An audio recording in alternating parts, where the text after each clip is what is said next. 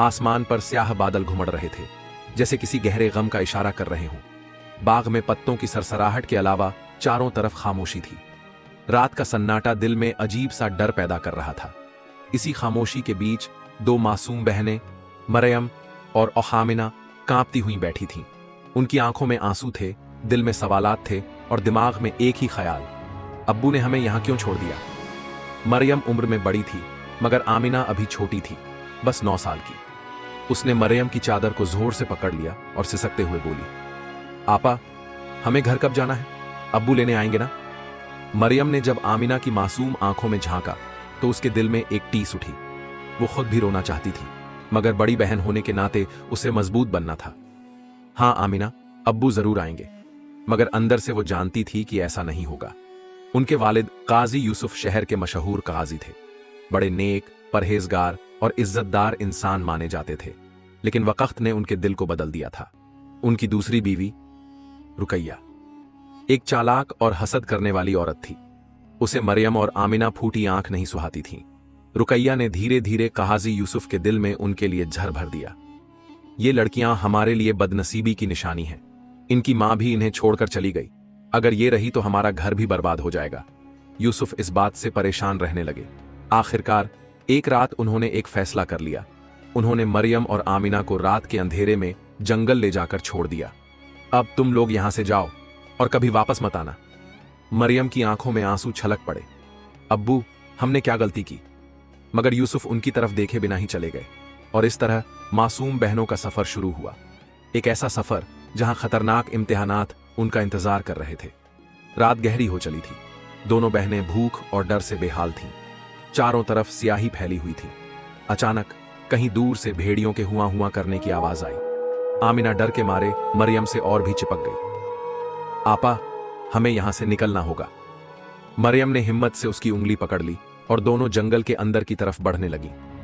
वो नहीं जानती थीं कि किधर जाना है, बस पैरों को घसीटते हुए चलती जा रही थी। चलते चलते उन्हें सामने एक झोपड़ी नजर आई। उसमें से हल्की रोशनी आ रही थी। मरियम को लगा शायद कोई नेक इंसान उनकी मदद कर सकता है। चलो अंदर चलें। मगर जैसे ही वो झोपड़ी के करीब पहुंची, दरवाजा अचानक खुला और एक बूढ़ी औरत बाहर निकली। उसकी आंखों में अजीब सा तेज था। बच्चियों, तुम यहां क्या कर रही हो? मरियम ने कांपती आवाज में कहा। अम्मा, हमें बहुत भूख लगी है, हमें अपने पास पनाह दे दीजिए। बूढ़ी औरत ने कुछ सोचते हुए उन्हें अंदर बुला लिया। झोपड़ी के अंदर जाते ही बूढ़ी औरत ने दरवाजा तेजी से बंद कर दिया और फुसफुसाकर बोली, बच्चियों, तुम बहुत खतरे में हो। इस जंगल में एक खतरनाक अंजिन्नम घूमता है जो हसीन लड़कियों को ढूंढता है। अगर उसने तुम्हें देख लिया तो वो तुम्हें कभी नहीं छोड़ेगा। आमिना डर से मरियम से चिपक गई। जिन्न? बूढ़ी औरत ने उनकी आंखों में झांका और धीरे से कहा, अगर जिन्न आ गया तो मैं तुम्हें कड़ाही में छुपा दूंगी। मरियम का दिल बैठ गया। उसे बूढ़ी औरत की आंखों में अजीब सा डर और चालाकी नजर आई। तभी अचानक बाहर से एक जोरदार आवाज आई, हाँ हाँ हाँ, मैं आ गया। बाहर से किसी भारी कदमों की आहट आ रही थी। जमीन हिलने लगी थी, जैसे कोई बहुत बड़ा वजूद वहां खड़ा हो। बूढ़ी औरत ने जल्दी से कहा, जल्दी कड़ाही में छुप जाओ। आमिना डर के मारे अंदर घुस गई, मगर मरियम ठिठक गई। कुछ तो गलत हो रहा है। जैसे ही बूढ़ी औरत ने कड़ाही का ढक्कन बंद किया, उसने नीचे लकड़ियां रख दी और जलाने लगी। मरियम का दिल जोर से धड़कने लगा। यह धोखा है, वो हमें बचा नहीं रही बल्कि मारना चाहती है। मरियम ने झट से आमिना का हाथ पकड़ा और उसे बाहर खींच लिया। उसी वक्त जिन्न अंदर दाखिल हो गया। उसकी आंखें आग की तरह लाल थीं और उसकी शक्ल किसी दानव जैसी थी। बूढ़ी औरत, मेरी हसीन लड़कियां कहां हैं? बूढ़ी औरत हड़बड़ाई, मगर तभी मरियम ने हिम्मत दिखाई। उसने तेजी से कड़ाही को धक्का दिया, जिससे गरम तेल और आग बूढ़ी औरत और जिन्न पर गिर गई। आग, आग! बूढ़ी औरत और जिन्न चीखते हुए झोंपड़ी में ही जल गए। मरियम ने आमिना को देखा। वो कांप रही थी मगर जिंदा थी। चलो यहां से भाग चलें। और इस तरह मरियम और आमिना ने अपनी जान बचा ली। मगर उनकी मुश्किलें अभी खत्म नहीं हुई थीं, बल्कि उनका असली इम्तिहान तो अब शुरू हुआ था। सुबह की हल्की हल्की रोशनी जंगल के ऊंचे दरख्तों से छनकर जमीन पर गिर रही थी। हर तरफ एक अजीब सी खामोशी थी, जिसे कभी कभी परिंदों की चहचहाहट तोड़ देती। दूर कहीं किसी झरने का पानी बह रहा था, मगर उस पानी तक पहुंचने का रास्ता कोई नहीं जानता था। मरियम और आमिना रात भर भागती रही थीं। उनका जिस्म थक कर चूर हो चुका था, मगर उन्हें एक पल भी ठहरने की इजाजत नहीं थी। जंगल के अंधेरे ने उनकी आंखों में खौफ भर दिया था। अब वो एक घने पेड़ के नीचे बैठी थीं। आमिना की आंखें सुर्ख हो चुकी थीं और उसके चेहरे से भूख और थकान साफ झलक रही थी।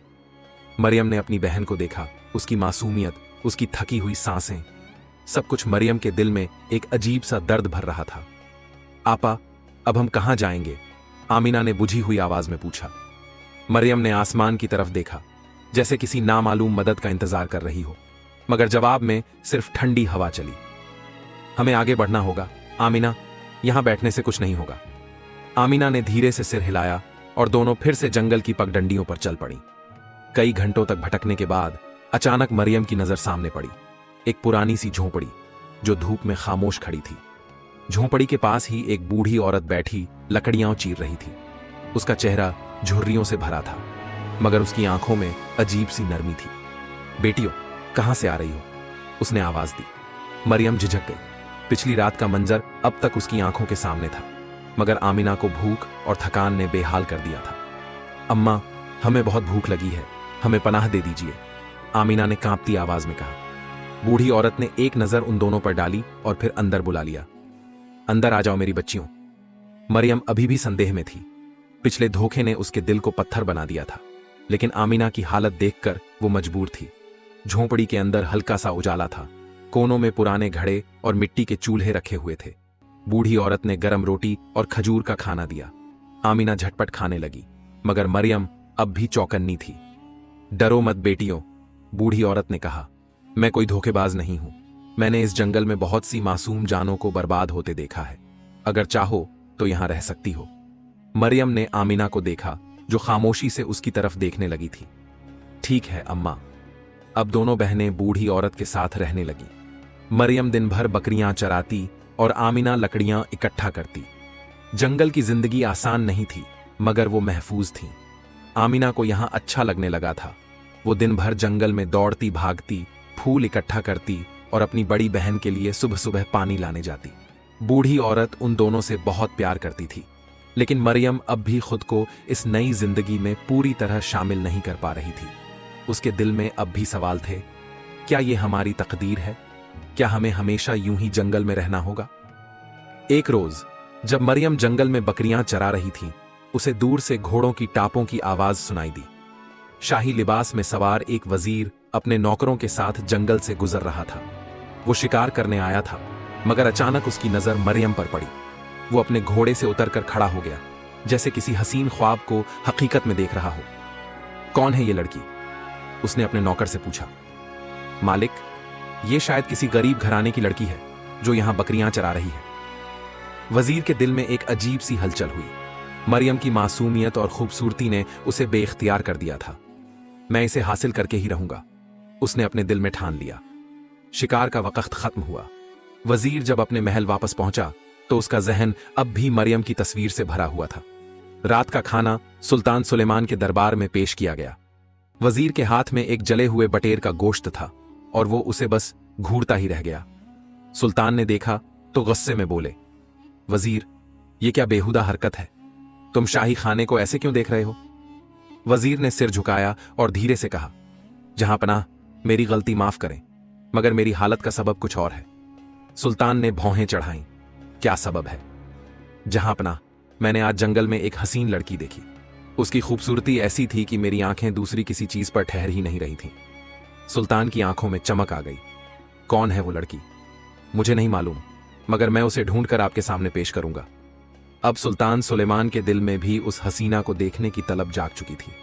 उन्होंने वजीर को हुक्म दिया, तुरंत उस लड़की का पता लगाओ। मैं देखना चाहता हूं, जिसने तुम्हारी अक्ल पर पर्दा डाल दिया। वजीर ने सर झुकाकर कहा, जो हुक्म जहांपनाह। इस बात से बेखबर मरियम और आमिना अपनी झोंपड़ी में बेफिक्र सो रही थीं, मगर उन्हें क्या पता था कि उनकी तकदीर एक नया मोड़ लेने वाली थी। क्या वजीर अपने मंसूबों में कामयाब होगा? क्या सुल्तान मरियम को ढूंढ निकालेगा, या फिर कोई नया खतरा उनके रास्ते में खड़ा है? शाही महल के आलीशान दरबार में इस वक्त एक अजीब सी बेचैनी थी। सुलेमान सुल्तान अपने मखमली तख्त पर बैठा था, मगर उसकी आंखें कहीं और थीं। उसका जहन अब भी उस लड़की की तस्वीर से भरा हुआ था जिसके बारे में वजीर ने बताया था। क्या सच में ऐसी हसीना इस जंगल में मौजूद है? सुल्तान ने अपने दिल में सोचा। वो कभी अपने गुलामों की तरफ देखता, कभी शाही दस्तरखान की तरफ, मगर हर चीज बेमानी लग रही थी। आखिरकार उसने वजीर को बुलाया। क्या तुमने उस लड़की का पता लगाया? वजीर ने सिर झुकाकर अर्ज किया। जहां अपना, मैं उसे देखने के बाद अब चैन से नहीं रह सकता। मैंने अपने खास आदमी जंगल में भेज दिए हैं। बहुत जल्द हमें उसका पता चल जाएगा। सुल्तान ने गहरी सांस ली। मुझे इंतजार पसंद नहीं वजीर, मैं खुद जंगल जाऊंगा। दरबार में सन्नाटा छा गया। सभी हैरत से एक दूसरे को देखने लगे। क्या यह वही सुलेमान था जो हुक्म देने का आदी था? क्या एक अनजान लड़की के लिए वो अपने शाही महल से बाहर निकलने को तैयार था? मगर सुल्तान का फैसला अटल था। तैयारी करो, हम कल जंगल की तरफ कूच करेंगे। इधर जंगल की झोंपड़ी में मरियम को अजीब सी बेचैनी महसूस हो रही थी। वो अपने गिलाफ में लेटी थी, मगर नींद उससे कोसों दूर थी। आमिना गहरी नींद में थी। उसकी मासूम शक्ल को देखकर मरियम के दिल में मोहब्बत उमड़ आई। उसने अपनी छोटी बहन के सर पर हाथ फेरा। क्या हमारी जिंदगी यूं ही जंगल में बीत जाएगी? उसने खुद से सवाल किया। उसे नहीं पता था कि उसकी ये खामोश दुआ कबूल होने वाली थी, मगर जिस तरह वो उसने कभी सोचा भी नहीं था। अगले ही रोज जंगल में एक हलचल मच गई। दूर दूर तक घोड़ों की टापों की आवाजें गूंज रही थीं। शाही लिबास पहने सुल्तान की फौज जंगल के गहरे हिस्से में दाखिल हो रही थी। सुल्तान खुद अपने काले घोड़े पर सवार था। उसके चेहरे पर अजीब सी तेजी थी। हमें उस लड़की का पता किसी भी तरह लगाना है, उसने सख्त लहजे में कहा। सैनिकों ने जंगल के हर कोने को खंगालना शुरू कर दिया। कुछ दरख्तों के पीछे झांकने लगे तो कुछ झरनों के पास तफ्तीश करने लगे। इसी दौरान एक सिपाही को एक बूढ़ी औरत जंगल में लकड़ियां बीनते हुए दिखाई दी। वो दौड़कर उसके पास पहुंचा। अरे बुढ़िया, क्या तूने इस जंगल में किसी हसीन लड़की को देखा है? बूढ़ी औरत ने आंखें तरेरी। कौन पूछ रहा है? सैनिक ने अकड़ कर जवाब दिया। यह सुल्तान सुलेमान का हुक्म है। बूढ़ी औरत समझ गई कि बात बहुत संगीन हो चुकी है। मुझे नहीं पता, उसने जल्दबाजी में कहा और दूसरी तरफ चल पड़ी। मगर सैनिकों की नजरें अब बूढ़ी औरत पर टिकी थीं। उन्हें कुछ शक हुआ। इसके पीछे जाओ, वजीर ने इशारा किया। बूढ़ी औरत तेजी से अपनी झोंपड़ी की तरफ भागी। अंदर पहुंचते ही उसने दरवाजा बंद कर लिया। बेटियों, जल्दी छुप जाओ। मरियम और आमिना दोनों घबरा गईं। क्या हुआ अम्मा? आमिना ने डरते हुए पूछा। सुल्तान की सेना जंगल में आई है, वो तुम्हें ढूंढ रहे हैं। मरियम के दिल की धड़कन तेज हो गई। हमें क्यों ढूंढ रहे हैं? शायद किसी ने तुम्हें देख लिया है और अब तुम्हारी तलाश हो रही है। बूढ़ी औरत ने झोंपड़ी के अंदर मिट्टी से भरा एक बड़ा घड़ा रखा था। इसमें छुप जाओ, उसने हुक्म दिया। मरियम ने आमिना का हाथ पकड़ा और उसे घड़े में बिठा दिया। तुम अंदर रहना, कोई आवाज मत करना। आमिना ने कांपते हुए सिर हिलाया। मरियम अभी दरवाजे की तरफ बढ़ ही रही थी कि तभी जोर की दस्तक हुई। बाहर खड़े सैनिकों ने दरवाजा पीट दिया। दरवाजा खोलो। बूढ़ी औरत ने धीरे से दरवाजा खोला। सामने वजीर और उसके पीछे सुल्तान सुलेमान खड़ा था। उसकी गहरी आंखें झोंपड़ी के अंदर झांक रही थीं। यहां कोई लड़की रहती है? वजीर ने सख्त लहजे में पूछा। बूढ़ी औरत ने सिर हिलाया। नहीं, यहां बस मैं अकेली रहती हूं। मगर तभी हवा के झोंके से पर्दे हिल गए। अंदर खड़ी मरियम की परछाई जमीन पर पड़ गई। सुल्तान की नजर उस परछाई पर पड़ी। वजीर, अंदर देखो। सैनिक झटपट झोंपड़ी में दाखिल हुए। मरियम पीछे हट गई, मगर उसे रास्ता नहीं मिला। सुल्तान ने उसे देखा। उसकी आंखें वही थीं जिनकी तस्वीर वजीर ने बयान की थी। वही मासूम चेहरा, वही सादगी, वही बेइंतहा खूबसूरती। सुल्तान ने ठंडी सांस ली। तुम्हारा नाम क्या है? मरियम खामोश रही। सुल्तान ने कदम आगे बढ़ाया। मैं तुम्हें अपने महल में ले जाना चाहता हूं। मरियम ने गुस्से से उसकी तरफ देखा। मैं तुम्हारी कोई लौंडी नहीं हूं जो तुम्हारे साथ चलूं। दरबार में पहली बार किसी ने सुल्तान से इस तरह बात की थी। एक लम्हे के लिए हर कोई सन्न रह गया। सुल्तान मुस्कुराया। तुम मेरी लौंडी नहीं हो, मगर मैं तुम्हें अपनी मलिका बनाना चाहता हूं। झोंपड़ी में सन्नाटा छा गया। बूढ़ी औरत ने दबी हुई आवाज में कहा, बेटी, यह बहुत बड़ा मौका है। मगर मरियम की आंखों में आंसू थे। अगर मेरी बहन नहीं जाएगी तो मैं भी नहीं जाऊंगी। सुल्तान ने एक नजर बूढ़ी औरत पर डाली, फिर गहरी सांस ली। ठीक है, तुम्हारी बहन भी तुम्हारे साथ जाएगी। मरियम के दिल में तूफान था। क्या यह सही फैसला था? मगर तकदीर का दरवाजा खुल चुका था और अब जिंदगी एक नया मोड़ लेने वाली थी। जंगल की उस वीरान झोंपड़ी से लेकर शाही महल तक का सफर मरियम और आमिना के लिए किसी ख्वाब से कम नहीं था। शाही घोड़ों के पीछे पीछे सुल्तान की फौज चल रही थी। रास्ते भर आमिना ने मरियम का हाथ थामे रखा, जैसे उसे डर था कि कहीं ये सब कोई धोखा ना हो। बाजी, क्या ये सही हो रहा है? आमिना ने धीरे से पूछा। मरियम ने गहरी सांस ली। मुझे नहीं पता आमिना, लेकिन शायद यही हमारी तकदीर है। सुल्तान की नजरें बार बार मरियम की तरफ उठतीं, मगर वो हर बार उनसे बचने की कोशिश करती। आखिरकार महल के बुलंद दरवाजे उनके सामने थे। जैसे ही वो अंदर दाखिल हुए, हर तरफ शाही ठाट बाट और हसीन नजारे थे। सोने से जड़ी दीवारें, झरनों की तरह बहते हुए फव्वारे, गुलाबों की भीनी खुशबू। मगर इस शाही महल में खूबसूरती के साथ साथ साजिशों के साए भी मौजूद थे। महल के अंदर सुल्तान की बीवी रुकैया अपने हरम में बैठी हुई थी जब एक खादिमा दौड़ती हुई आई। बेगम साहिबा, सुल्तान किसी लड़की को लेकर आए हैं। रुकैया के हाथ से शीशे का प्याला छूटकर जमीन पर गिर पड़ा। क्या कहा? उसकी आंखों में शोलों की तरह गुस्सा भड़क उठा। वो फौरन अपने कासिद को बुलाकर बोली, मुझे उस लड़की के बारे में सब कुछ पता करना है। कौन है? कहां से आई है? रुकैया अच्छी तरह जानती थी कि अगर सुल्तान को किसी से मोहब्बत हो गई तो उसकी हुकूमत कमजोर हो सकती है, और वो ये हरगिज नहीं होने देगी। महल में मरियम और आमिना को एक शानदार कमरा दिया गया। आमिना की आंखें चमक उठीं। बाजी, ये सब कितना हसीन है। मरियम ने उसकी मासूम खुशी देखी, मगर उसे इस माहौल से अजीब सी घुटन हो रही थी। खूबसूरती के पीछे खतरे छुपे होते हैं आमिना, उसने धीरे से कहा। इतने में एक बूढ़ी खादिमा अंदर दाखिल हुई। शहजादी मरियम, आपको सुल्तान ने बुलाया है। मरियम चौंकी। शहजादी? उसने अजीब से लहजे में दोहराया। जी हां, सुल्तान ने आपको यही लक़ब दिया है। मरियम ने आमिना की तरफ देखा और फिर ठंडी सांस लेकर खादिमा के साथ चल पड़ी।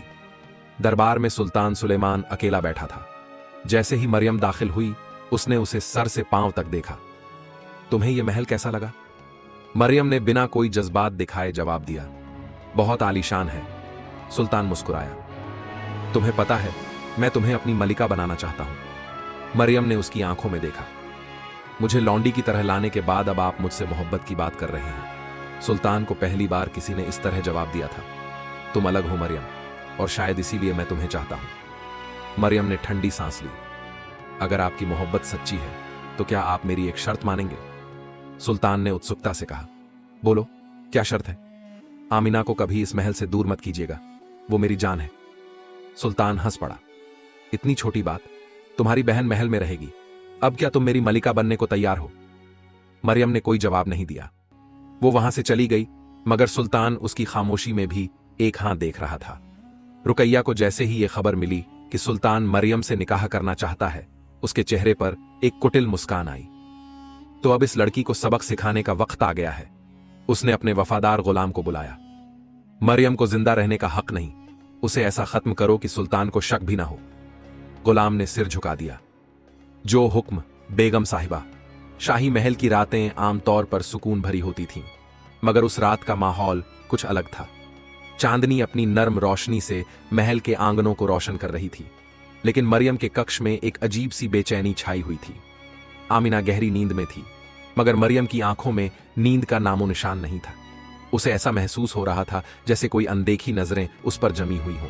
अचानक खिड़की के पर्दे में हल्की सरसराहट हुई। मरियम सतर्क हो गई। उसने सोचा शायद ये उसका भ्रम है, मगर अगले ही पल एक छाया खिड़की से अंदर दाखिल हुई। मरियम का दिल तेजी से धड़कने लगा। उसने देखा एक नकाब पोश शख्स खंजर लिए उसकी तरफ बढ़ रहा है। मरियम ने हिम्मत जुटाई और धीमी आवाज में पूछा, तुम कौन हो? क्या चाहते हो? नकाब पोश ने कोई जवाब नहीं दिया और तेजी से मरियम की ओर बढ़ा। मरियम ने तुरंत पास रखी एक छोटी मेज को उसकी ओर धकेला और आमिना को जगाने की कोशिश की। आमिना हड़बड़ाकर उठी और स्थिति को समझने की कोशिश करने लगी। इसी अफरा तफरी के बीच दरवाजा जोर से खुला और सुल्तान सुलेमान अपने सिपाहियों के साथ अंदर दाखिल हुए। उनकी आंखों में गुस्से की लपटें थीं। नकाबपोश ने भागने की कोशिश की, मगर सिपाहियों ने उसे घेर लिया। सुल्तान ने तलवार खींची और गरजते हुए कहा, हिम्मत कैसे हुई तुम्हारी मेरी महबूबा पर हाथ उठाने की? नकाबपोश कांपते हुए जमीन पर गिर पड़ा। सिपाहियों ने उसे पकड़ लिया और सुल्तान के सामने घुटनों के बल बैठा दिया। सुल्तान ने तलवार उसकी गर्दन पर रखते हुए पूछा, किसने भेजा तुम्हें? सच सच बताओ, वरना अभी मौत के घाट उतार दूंगा। नकाबपोश ने डरते डरते कहा, मुझे मुझे रुकैया बेगम ने भेजा है। उन्होंने हुक्म दिया था कि मरियम बीबी को रास्ते से हटा दूं। सुल्तान के चेहरे पर अविश्वास और गुस्से का मिश्रण था। उन्होंने सिपाहियों को हुक्म दिया, रुकैया बेगम को फौरन हमारे सामने पेश किया जाए। कुछ ही देर में रुकैया बेगम को दरबार में लाया गया। उनके चेहरे पर चिंता की लकीरें थीं, मगर वो अपनी शान में कोई कमी नहीं आने दे रही थीं। सुल्तान ने तीखे लहजे में पूछा, क्या यह सच है कि तुमने मरियम के कत्ल की साजिश रची? रुकैया ने पहले इनकार किया, मगर जब नकाबपोश ने उनके खिलाफ गवाही दी और सबूत पेश किए गए तो उनका चेहरा फीका पड़ गया। उन्होंने सफाई देते हुए कहा, मैंने जो किया अपने हक के लिए किया। मैंने डर था कि मरियम मेरी जगह ले लेगी। सुल्तान ने गुस्से से कहा, तुम्हारी यह हरकत न सिर्फ हमारे भरोसे के खिलाफ है बल्कि शाही कानूनों के भी विरुद्ध है। तुम्हें इसकी सजा मिलेगी। अगले दिन शाही दरबार में रुकैया के खिलाफ मुकदमा चला। सबूतों और गवाहों के आधार पर उन्हें महल से निर्वासित करने का फैसला सुनाया गया। रुकैया ने सुल्तान से माफी की गुहार लगाई, मगर सुल्तान का दिल सख्त हो चुका था। उन्होंने कहा, तुम्हारे विश्वासघात ने हमारे दिल को तोड़ दिया है। अब तुम्हारे लिए इस महल में कोई जगह नहीं है। रुकैया को महल से बाहर भेज दिया गया। उनके जाने के बाद महल में एक नया दौर शुरू हुआ। मरियम और आमिना को अब खुलकर सांस लेने का मौका मिला। सुल्तान ने मरियम से कहा, अब कोई भी तुम्हारे और हमारे बीच नहीं आएगा। क्या तुम हमारी मलिका बनने के लिए तैयार हो? मरियम ने सुल्तान की आंखों में देखा। वहां सच्चाई और मोहब्बत की झलक थी। उसने धीरे से कहा, अगर यह अल्लाह की मर्जी है तो मैं तैयार हूं। महल में निकाह की तैयारियां शुरू हो गईं। पूरे राज्य में खुशी की लहर दौड़ गई। आमिना भी इस खुशी में शामिल थी और अपनी बहन की नई जिंदगी के लिए दुआएं कर रही थी। निकाह का दिन आ पहुंचा। महल को दुल्हन की तरह सजाया गया था। मरियम शाही लिबास में बेहद खूबसूरत लग रही थी। सुल्तान ने उसके हाथ में हाथ डालकर कहा, आज से तुम हमारी जिंदगी का हिस्सा हो। निकाह की रस्में पूरी हुईं और मरियम सुल्तान की मलिका बन गई। आमिना को भी महल में एक ऊंचा मुकाम दिया गया। दोनों बहनों की तकदीर ने एक नया मोड़ लिया था। जंगल की तन्हाई से शाही महल की रौनक तक का उनका सफर किसी कहानी से कम नहीं था। मरियम और आमिना की आंखों में नमी थी, मगर अब ये आंसू दर्द के नहीं बल्कि सकून और तसल्ली के थे। मरियम, जो कभी जंगल में भूखी प्यासी ठोकरें खा रही थी, आज सुल्तान की मलिका बनकर इस महल की शान थी। आमिना भी अब शाही परिवार का हिस्सा थी। उसकी मासूमियत और समझदारी की हर कोई कद्र करता था। निकाह के बाद मरियम और सुल्तान अकेले हुए। सुल्तान ने नरम लहजे में कहा, आज से तुम इस महल की रानी हो, लेकिन मेरे लिए तुम हमेशा उस मासूम लड़की की तरह रहोगी जिसे मैंने जंगल में पहली बार देखा था। मरियम ने सिर झुका लिया, फिर बोली, सुल्तान, मैं आज तकदीर के इस खेल को सोचती हूं और समझ नहीं पाती कि अल्लाह ने मेरे लिए इतना बड़ा इनाम क्यों मुकर्रर किया। सुल्तान मुस्कुराया और कहा, क्योंकि तुमने अपने सब्र और ईमान से साबित किया कि तकदीर उन्हीं का साथ देती है जो अल्लाह पर भरोसा रखते हैं। यह दास्तान हमें बहुत कुछ सिखाती है। 1. सब्र और ईमान। तकदीर उन्हीं का साथ देती है जो हर हाल में अल्लाह पर भरोसा रखते हैं। 2. बुराई का अंजाम बुरा। रुकैया ने जो साजिशें की उनका अंजाम बुरा हुआ और आखिर में वो सब कुछ खो बैठी। 3.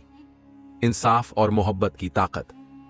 सुल्तान ने अपने इंसाफ से यह साबित किया कि मोहब्बत तभी मुकम्मल होती है जब उसमें इंसाफ हो। 4. तौबा का दरवाजा खुला है। काजी यूसुफ ने गलतियां की, लेकिन आखिर में तौबा करके अल्लाह की रहमत की तरफ लौट आए। ऐ अल्लाह, हमें हमेशा नेक रास्ते पर चलने की तौफीक अता फरमा। हमारे दिलों में सब्र, शुक्र और मोहब्बत पैदा कर।